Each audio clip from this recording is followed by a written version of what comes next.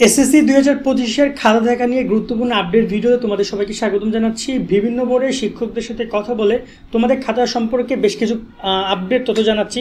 কেমন খাতা দেখেছে তারা, কেমন নম্বর দিয়েছে, কেমন ফেল করেছে, কেমন ভালো রেজাল্ট করেছে, সেগুলো জানাবো। এর আগের একটা ভিডিওতে আমরা খাতা দেখা সম্পর্কে জানিয়েছিলাম বাংলা, ইংরেজি, গণিত, ধর্ম এইরকম সাবজেক্টগুলোতে যেগুলো খাতা দেখা শেষ করে অলরেডি নম্বর বোর্ডের কাছে পাঠিয়েছে। আর এদিকে গ্রুপ সাবজেক্টের খাতাগুলো দেখা প্রায় শুরু করেছে, কিছু সাবজেক্ট শেষ, কিছু সাবজেক্ট শুরু করেছে। যেমন লাস্টের দিকে যে এক্সামগুলো হয়েছিল তোমাদের বাংলাদেশ বিশ্ব পরিচয়, তারপর তোমাদের জীববিজ্ঞান, হায়ার ম্যাথ, তারপর হিসাব বিজ্ঞান বা এরকম যে সাবজেক্টগুলো ছিল সেগুলো খাতা দেখা চলমান রয়েছে। আবার শেষ করেছে প্রথম দিকের খাতাগুলো। আমরা আগে প্রথম দিকের খাতাগুলো নিয়ে কথা বলবো। সায়েন্সের যেমন পদার্থ রসায়ন নিয়ে কথা বলবো, কমার্সে রয়েছে ব্যবসায় উদ্যোগ, তারপর হচ্ছে তোমার এখানে ফিনান্স নিয়ে কথা বলবো, আবার তোমার এখানে রয়েছে মানবিকে রয়েছে বাংলাদেশের ইতিহাস এবং হচ্ছে যে পরিণতি, এরকম যে সাবজেক্টগুলো ছিল এগুলো খাতা দেখার ক্ষেত্রে কিছু কিছু আপডেট রয়েছে বিভিন্ন বোর্ড। আমরা যে সকল শিক্ষকদের সাথে কথা বলেছি তারা হচ্ছে ঢাকা বোর্ডের শিক্ষক ছিল, সিলেট বোর্ডের, চট্টগ্রাম বোর্ডের, যশোর বোর্ডের, রাজশাহী বোর্ডের শিক্ষার্থীরা গতবারে বলছিল যে রাজশাহী বোর্ডের শিক্ষকদের সাথে কথা বলুন। আমি এবার ট্রাই করেছি দুজন শিক্ষকের সাথে কথা বলার জন্য। একজন হচ্ছে যে তোমার বিজ্ঞান বিভাগে আর একজন মানবিক বিভাগে। কমার্সে কোনো টিচার আমি পাই নাই, যার কারণে তার সাথে কথা বলা হয়নি। বাট ওভারঅল অন এভারেজ সবার খাতে এরকমভাবেই দেখা হয়েছে। ধারণা তোমরা পাবো একটা যে কীভাবে কি রেজাল্ট তারা দিয়েছে বা মূল্যায়ন করেছে। এবার যদি কথা বলি যে কীভাবে সায়েন্সের এগুলো নিয়ে একটু আগে আলোচনা করি, একটু ডিফিকাল্ট সায়েন্সের ব্যাপারটা। সায়েন্সের ফিজিক্স কেমিস্ট্রির ক্ষেত্রে শিক্ষকদের কথা একদম সিম্পল যে এবছর শিক্ষার্থীরা পারফেক্ট লিখেছে, খুব বেশি শিক্ষার্থী এখানে ফেল করেনি। ঠিক আছে, মানে ফেল করেনি কারণ সৃজনশীলের বাস্তবিক অর্থেই খুব বেশি এই বিশেষ করে ফিজিক্স কেমিস্ট্রিতে কঠিন ছিল না, পাস করার জন্য পারফেক্ট ছিল। তবে দেখা যায় এ প্লাস খুবই দেখা যায় এ প্লাস পাওয়ার ক্ষেত্রে তোমাকে পরিশ্রম করতে হয়েছে। এক্ষেত্রে 50 নম্বরে সৃজনশীল খাতায় 40-45 অনেক শিক্ষার্থী পেয়েছে, অনেক।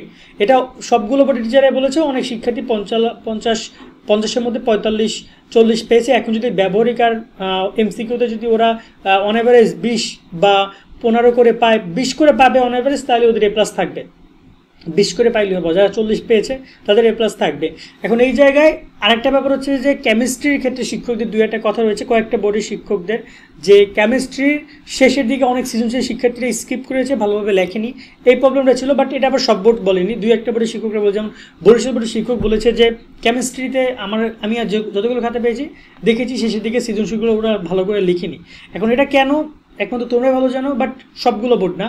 আবার যদি বলে ফেলের সংখ্যাটা, এবার কেমিস্ট্রির কিন্তু টিচাররা বেশি খাতা পাবে না, অন অ্যাভারেজ 100, 150, 200, 300, 200 বা 250 খাতা সর্বোচ্চ, এর বেশি পাবে না, 250 খাতা বেশি পাবে না, কারণ স্টুডেন্ট কম, এরকম টিচার পাবে। তবে ঢাকা বোর্ডের টিচার একটু বেশি খাতা পাবে। তো সেই পার্সপেক্টিভ থেকে 100 খাতার মধ্যে বলেছে 10 জন 12 জন ফেল করেছে, এর বেশি ফেল নেই। এটা কিন্তু খুবই কম সংখ্যক শিক্ষার্থী ফেল করেছে। তবে যদি সৃজনশীল নৈবেদিক মিলিয়ে পাশ দেয় তখন এই ফেলটাও অনেক হ্রাস পেয়ে যাবে। আর এরপর যদি কথা বলি তোমাদের কমার্স এবং কমার্সের আমি ফিনান্স নিয়ে আগে একটু কথা বলে রাখি। ফিনান্সের রেজাল্ট অনেক ভালো হয়েছে, অনেক শিক্ষার্থীরা ভালো ফলাফল করেছে। 70-এর মধ্যে 65, মানে 60 এরকম পাইছে। 70 পাওয়া টাফ, যেহেতু থিওরিক্যাল ছিল, বেশ কিছু বিষয় রচনামূলক লিখতে হয়েছে তোমাদের, সেখানে তোমার নম্বর ধরে 1-2 নম্বর কম হয়েছে। বাট যেগুলো অঙ্ক ছিল সেগুলোতে বেশ ভালো নম্বর শিক্ষকরাও দিয়েছে, তারাও বেশ খুশি। বাট ফেলের সংখ্যা যদি বলি, একটু ফেল এসেছে ভালোই। দেখা যায় যে 15 থেকে 20 জন শিক্ষার্থী ফিনান্সে অনেকে মানে ঝামেলার মধ্যে পড়েছে। তার মধ্যে দুইটা প্রবলেমের কথা শিক্ষকরা বলেছে, অনেকে ম্যাথ করতে গিয়ে টাইম লস করে অনেকে সৃজনশীল লেখেই নেয়, 2-3টা সৃজনশীল লেখে নেয়। ঠিক আছে, এখন 23 মার্কে পাস, সেক্ষেত্রে শিক্ষকদের কথা এইটা। তারপরে শিক্ষকরা তো ট্রাই করবে পাস করে দেওয়ার জন্য। অন্যদিকে কমার্সের ব্যবসা উদ্যোগ এবং সায়েন্স, আর্টসের হচ্ছে ইতিহাস এবং যদি পরিণতি নিয়ে আমরা কথা বলি, এই সাবজেক্টগুলোতে শিক্ষার্থীরা খুব বেশি নাম্বার পায় না, তবে ফেলের সংখ্যাও তুলনামূলক কম। একদম যে থাকে না যে এ প্লাস পাওয়ার জন্য তুমি 70-এর মধ্যে 60 পাইতে হবে মিনিমাম, 60 অথবা 55, তাহলে তুমি একটা এ প্লাস পাওয়ার মার্ক পাইতে পারো। ঠিক আছে, এরকম নাম্বারটা তুলনামূলক একটু কম। তবে দেখা যায় পাস করেছে 40-45-এর ঘরে অনেক শিক্ষার্থীর রেজাল্ট রয়েছে। এবং ফেল করার ব্যাপারটা বললাম যে 15 থেকে 20 জনের শিক্ষার্থী ফেল করেছে, যেটা একটু দুঃখজনক এই সাবজেক্টগুলোর ক্ষেত্রে। তবে এক্ষেত্রে সব সাবজেক্টে না, যেমন ব্যবসা উদ্যোগে ফেল করার সংখ্যাটা তুলনামূলক আরও কম, 10-12 জন শিক্ষার্থী বা 15 জন শিক্ষার্থী ফেল করেছে এই সাবজেক্টগুলোতে গড়ে বিভিন্ন শিক্ষকদের কাছে। এটা কিন্তু সব শিক্ষকদের কথা না, অনেক শিক্ষকরা যাদের সাথে আমরা কথা বলতে পারিনি তারা কিন্তু দেখা যায় যে হয়তো আরও ভালো খাতা দেখেছে, আরও খারাপও খাতা দেখতে পারে। বাট যে সকল শিক্ষকরা নিজেরা মূল্যায়ন করেছে তারা বলছে শিক্ষার্থীরা যথেষ্ট লিখেছে, আমরা চেষ্টা করছি তাদেরকে নাম্বার দেওয়ার, 2-1 নম্বর কারণে যদি কেউ ফেল করছে সে কারণে আমরা নাম্বার বাড়িয়ে দেওয়ার ট্রাই করছি যাতে তারা পাস করে। আমরা প্রথমবার যোগ করে দেখে সে কত পাইছে, যদি দেখি 1-2 নম্বর ফেল করছে তখন আমরা সেখানে মার্কটা দেওয়ার ট্রাই করি। বা যদি শিক্ষার্থী পর্যাপ্ত লিখে আসে সে নাম্বার পাচ্ছে, আমরা কিছু না কিছু নাম্বার দিয়ে তাকে পাস করার ট্রাই করছি। বা যদি সে না লেখে তাহলে তো সেখানে আমাদের নাম্বার দেওয়া পসিবল না।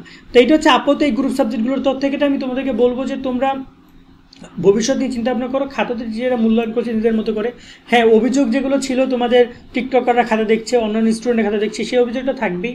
এগুলো করছে কিছু শিক্ষক নামে কলঙ্কিত ব্যক্তিরা, এটা করবেই। এবং এমনকি যে সকল শিক্ষকরা ভালো তারা এটা নিয়ে প্রতিবাদও করছে যে আপনারা নিজেরা মূল্যায়ন না করে অন্যদিকে দিয়ে কেন মূল্যায়ন করাচ্ছেন। আমার মনে হয় কি জানো, প্রত্যেকটা পরীক্ষা কেন্দ্রে এরকম একটা কমিটি করা উচিত যারা কিনা এই শিক্ষকদের কাছে এই খোঁজখবরগুলো রাখবে এবং পরবর্তী কোনো শিক্ষকদের বিরুদ্ধে পাইলে তাদের বিরুদ্ধে ব্যবস্থা নেওয়া উচিত। এটা বড় আকারে শিক্ষা মন্ত্রণালয়ের উদ্যোগ নেওয়া উচিত।